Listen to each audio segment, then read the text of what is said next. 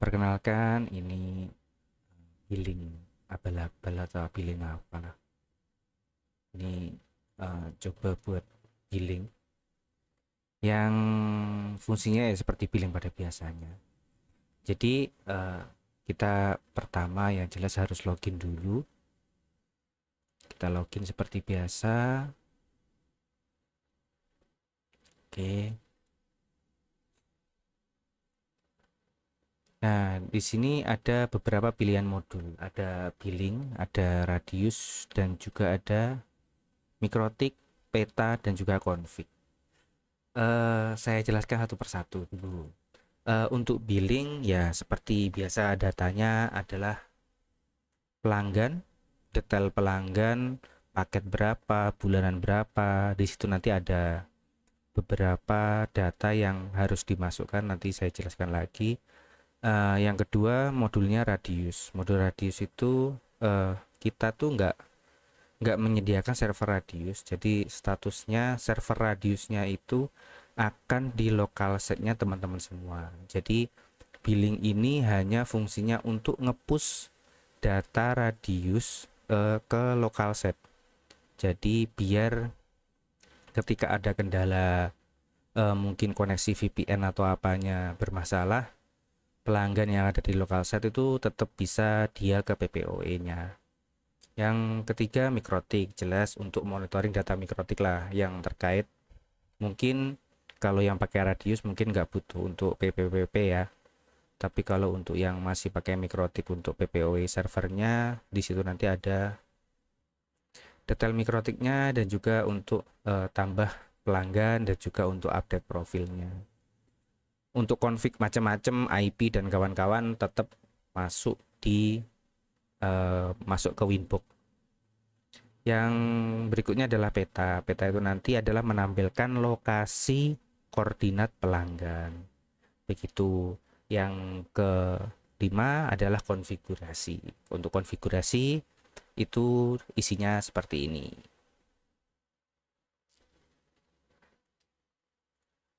Di konfigurasi itu ada kelola user dan juga ada beberapa role lainnya. Jadi kelola user, role, setting nota, config, router, server Genia CS yang nanti bisa kita hubungkan.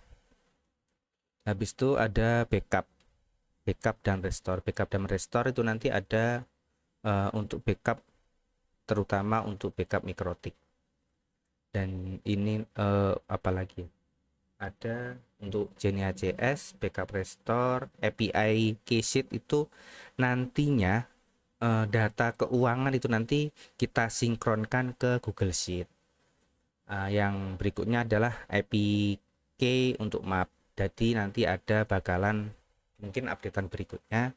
Untuk sheet itu nanti updatean berikutnya dan juga untuk Kmap itu nanti untuk updatean berikutnya. Jadi ada fitur yang untuk menampilkan data koordinat pelanggan dan juga ODP. Yang berikutnya adalah DB replication. DB replication yaitu tadi fungsinya untuk mengirimkan data database terkait radius ke local setnya masing-masing begitu. Jadi soalnya kita di sini nggak menyediakan server untuk radiusnya begitu.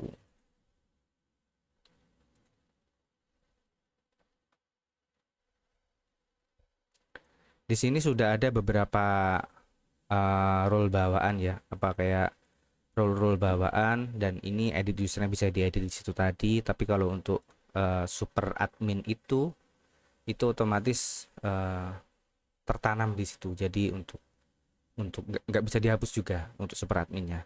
Tapi bisa diganti untuk passwordnya. Nanti silahkan diganti masing-masing. Nah untuk role itu ada banyak banget akses apa custom untuk kebijakan-kebijakan dari sisi sales. Mungkin ada yang sistemnya sales, ada sistemnya agen, ada yang sistemnya bisa bayar aja, ada yang sistemnya nanti bisa isolir aja, atau bisa bayar bisa isolir, dan juga bisa cuti.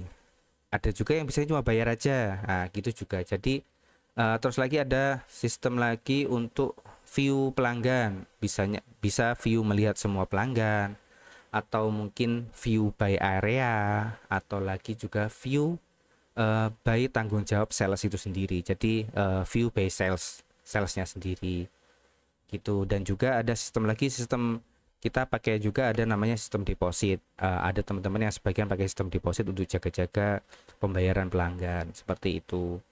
Dan untuk data-data keuangan ya sementara ini adanya masih itu. Mungkin kalau ada tambahan mungkin bisa kasih masukan lagi dan juga nunggu update untuk yang berikutnya lagi. Dan ada yang sistemnya fee persen dan juga ada fix per pelanggan. Jadi ada yang persentase itu otomatis langsung memotong setoran yang harus disetorkan ke perusahaan begitu. Ini untuk fitur-fitur edit rule-nya sama aja, cuma tinggal edit aja. Nah, ini untuk tampilan setting nota. Di situ ada macam-macam ya, setting template dan juga untuk nama billing di depannya nantilah. Itu kurang lebih. Template-nya nanti bisa di custom sendiri. Nah, ini untuk config router.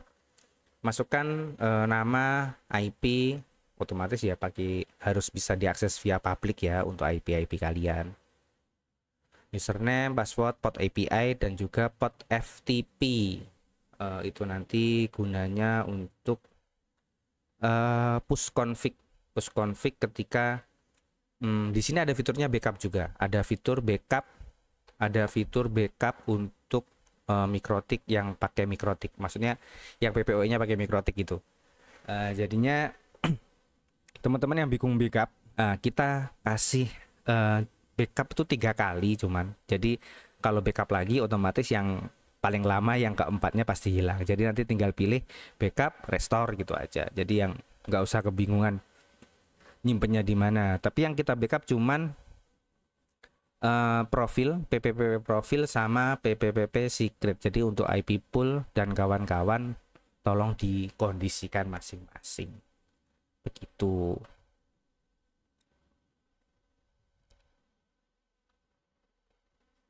Untuk config router seperti itu, jadi harus diaktifkan, nonaktifkan untuk hapusnya, dan untuk ACS-nya ya harus bisa public juga otomatis. Kalau nggak bisa API-nya di lock, harus masukkan password ya dimasukkan aja. Ini untuk backup database, jadi terserah lah kalian, kita kasih keleluasaan untuk backup database SQL-nya udah diambil aja nggak apa-apa. Jadi biar kalau ada apa-apa enak juga kalian bisa ambil database lah. Jadi nanti kalau untuk bacanya gimana ya mestinya kalian kalau bisa backup nanti bacanya bisa tanya ke ChatGPT-nya masing-masing.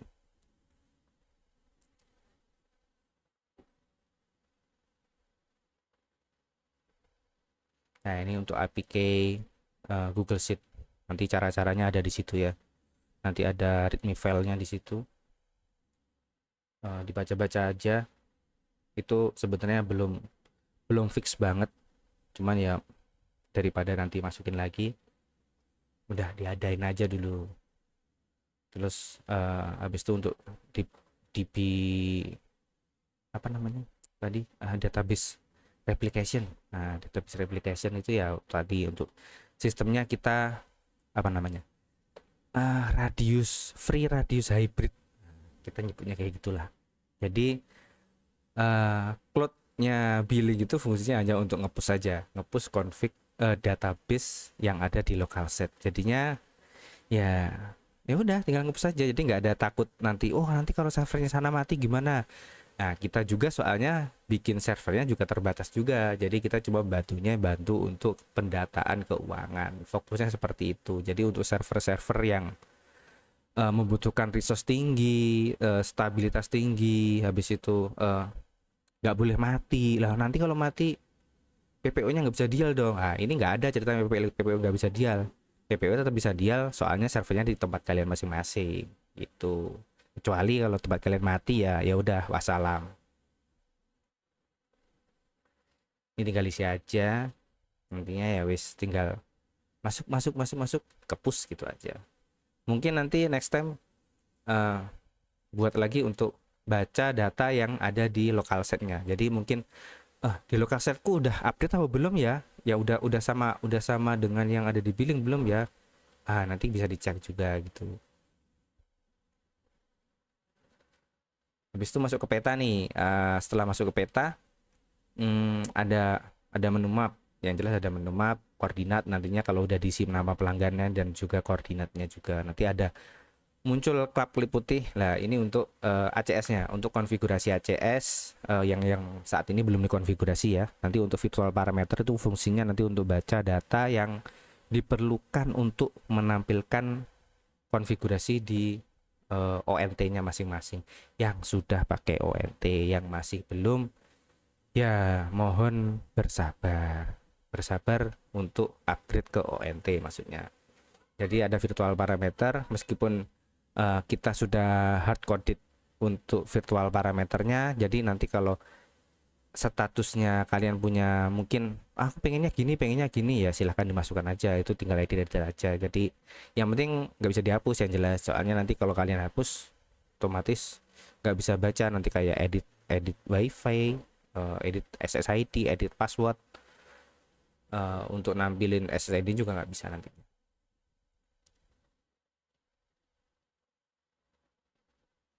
Nah, terus itu ya untuk tampilan-tampilannya standar lah.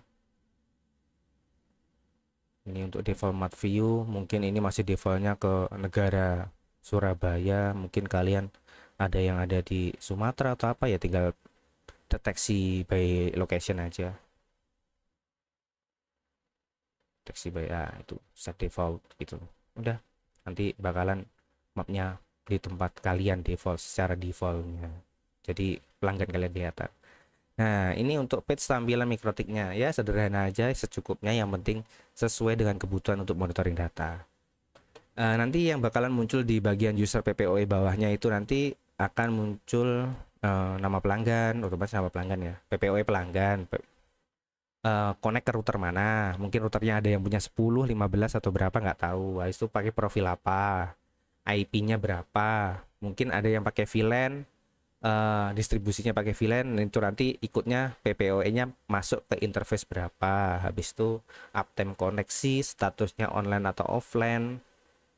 Habis itu customer itu dia ikut, mungkin ada yang punya sales nih. Mungkin dia ditanggung jawab oleh sales siapa. Nah, untuk aksi itu nanti ada aksi traffic untuk nampilin trafficnya, traffic datanya. Habis itu untuk masuk ke ONT-nya. Oh iya, tadi yang di mana? Yang di yang di sini nih. Yang di sini tuh ada nanti ada fiturnya untuk reboot, reboot reboot ONT. Jadi makanya fungsinya untuk koneksi ke Jenny ACS itu tadi seperti itu. Ya, yang penting kalian punya server Jenny ACS sendiri aja. Jadi kita cuma bantu untuk nanti bantu untuk reboot tanpa harus masuk ke server Jenny ACS-nya begitu. Situ apalagi ya? Mikrotik, mikrotik. Kita ini untuk PPWP-nya. Jadi yang masih pakai mikrotik nggak pakai radius, tambah user. Jadi untuk mempermudah orang yang nunggu daripada ngajarin Winbox, ya kan? Lama ngajarin Winbox, salah klik malah mati semua. Nah, ini cuma tinggal password, username, profil aja. Habis itu tambah, udah selesai. Nanti muncul di bawahnya. Kalau pengen ganti profil, ya gitu, tinggal pilih nama pelanggannya, update profil yang ada. Udah selesai. Tapi yang jelas pilih routernya dulu yang paling atas itu. Ini sebelumnya maaf ngomongnya agak belibet karena nggak biasa ngomong depan mic. Nah, untuk radius, karena saya sendiri belum pakai radius ya, ini cuma gambaran aja. Mungkin yang dibutuhkan ini ya, ini untuk melihat data tabel yang ada di SQL-nya untuk radius. Mungkin ada yang udah pakai Postgre atau MongoDB, nggak tahu lah.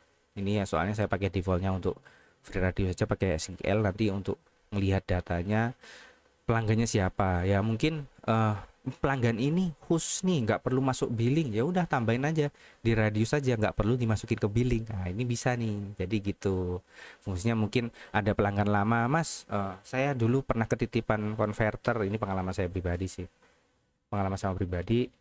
Habis itu dia minta gratisan kan, minta gratisan. mungkin habis itu kita kasih gratis. Lah ini kan masa nggak bisa dimasukin ke radius nih, ya udah masukin sini aja, nanti nggak perlu masukin ke billing, bisa nggak perlu disinkronisasikan ke billing, bisa gitu. Jadi ada lagi nanti untuk tab NAS-nya, otomatis kalau yang pakai radius udah pasti udah paham lah apa itu NAS, nanti untuk konfigurasinya seperti apa. Nah ini untuk dashboard billingnya, dashboard utama untuk billingnya tuh seperti ini. Jadi intinya ada total pelanggan, telat, deadline itu telat itu yang bulan kemarin belum terbayar, deadline itu yang bulan ini punya tagihan, yang lunas yang jelas ya, yang udah kebayar ya. Habis itu input pelanggan, mana nih input pelanggan, ini input pelanggan. Nah untuk input pelanggan itu ada free radius, yang pakai free radius tadi, jadi otomatis bisa dimasukin datanya ke situ tadi. Habis itu jadi nggak perlu nambahin ke free radius dulu habis itu baru ke sini, nggak perlu. Jadi bisa langsung dari sini atau dari sana dulu habis itu ke sini juga bisa, terserah lah. Ini untuk menu ekspor impor, jadi mungkin udah ada data pelanggan di Mikrotik cuma masih belum pakai billing, ambil aja datanya nanti disesuaikan. Mungkin kalau saya ada waktu nanti saya bantu untuk uh, impor ke dalam sistem billingnya. Ini untuk tampilan Mikrotiknya, ya udah tinggal pilih router, nanti pilih PPOE, kalau udah ada PPOE-nya ya tinggal pilih cari aja, nanti otomatis masuk. Ini ada tab, ada kolom paket, area, sales agent, ya itu nanti ada konfigurasinya di awal-awal tadi. Untuk daftar pelanggan cuti, habis itu untuk nanti soal nanti nampilkan datanya di sini. Habis itu ke detail pelanggan, mungkin detail pelanggan ya otomatis ya, detail pendapatan total bersih, total pendapatan itu nanti jadi total pelanggan bayar semuanya, habis itu total diskon yang kepotong diskonnya berapa, total tambahan layanan mungkin itu, jadi plus minus plus gitu ketemunya. Jadi terus habis itu kepotongan fee, mungkin ada yang punya agent atau mungkin punya ada yang punya ada sales, nanti otomatis akan terpotong, datanya akan terlihat. Detail pengeluaran ya, pengeluaran di luar fee sales, fee sales, PPN dan kawan-kawan. PPN kan soalnya kita harus bayarin ke pemerintah, itu kurang lebih. Jadi total nanti dicoba aja, nanti bakalan tahu maksudnya. Ini kalau jelas satu bingung soalnya saya juga. Ini harus kas, mungkin ada yang butuh, mungkin nggak butuh, tampilin aja datanya biar enak. Ini fee lah, untuk fee itu tadi tuh, fee itu untuk ngelihat berapa sih penghasilan sales dari ngelayanin pelanggan kita. Nah, itu ada yang sistemnya sales, ada juga yang sistemnya agent. Agent tuh nanti kalau di sistem ini saya buat terpisah karena biar untuk lebih mudah identifikasinya. Jadi mungkin untuk sales itu persentase, untuk agentnya nanti untuk fix per pelanggannya berapa, mungkin 1000, mungkin 2000, atau nggak tahu atau berapa, terserah kalian. Nah ini untuk storan tuh storan wajib sales atau agent atau siapapun yang menerima uang. Jadi yang dia konfirmasi bayar, dia harus ada setorannya. Nah, setoran ke perusahaannya berapa gitu. Itu nanti datanya. Nanti otomatis akan setoran, misal nih pelanggan per bulan 150, habis itu dia dapat fee-nya 5.000 per pelanggan karena dia agent nih. Jadi habis itu nanti setoran wajibnya ya 145. Jadi langsung motong statusnya, langsung gitu, langsung motong aja. Jadi lebih, ya kita terimanya bersih, saya mikirnya gitu sih, soalnya daripada nanti harus storein ke perusahaan semua habis itu kita gaji lagi. Ya kalau storannya penuh, kadang orang dipakai, mas tak pakai dulu ya, tak pakai dulu 10.000 atau berapa, nanti repot ngitungnya juga. Nah ini untuk super admin mitra, jadi super adminnya pun juga akan masuk, soalnya dia punya permission untuk bayar. Jadi semua user yang menggunakan role dan habis itu punya permission untuk bayar, dia akan masuk ke mitra karena punya penangguhjawaban setoran jika melakukan klik bayar. Saldo ini kalau yang pakai sistemnya deposit tadi. Uh, jadi mungkin teman-teman udah banyak yang tahu kalau sistem deposit seperti apa. Jadi kurang lebihnya misal punya pelanggan senilai 1.500.000, dia dikasih deposit cuma 500.000 nih. Ya udah, dia maksimal cuma bisa ngelunasin senilai 500.000 dulu. Habis itu setoran, habis itu naik tambah lagi depositnya, tambah lagi apa namanya, saldo depositnya. Itu aja biar nggak kebablasan, takutnya ya macam-macam aja. Habis itu template tagihan, kalau mungkin sales atau agent biar uangnya itu masuk ke mereka, ini bisa digunakan juga, bisa diaktifkan atau tidak dinonaktifkan ketika dikelola user tadi. Habis itu template nota digital, jadi setelah bayar, habis itu kita kirim, mungkin notanya paperless nih, ya udah kita kirim via WA aja nantinya gitu. Ini tambah paket, master paket untuk nambahkan paket, habis itu administrator area untuk nambahkan area, habis itu master ODP otomatis ya untuk menambahkan lokasi ODP kalian ada di mana. Itu tinggal klik kanan nantinya. Ini yang ini untuk perangkat aktif ya. Begitulah kurang lebih overview-nya. Terima kasih.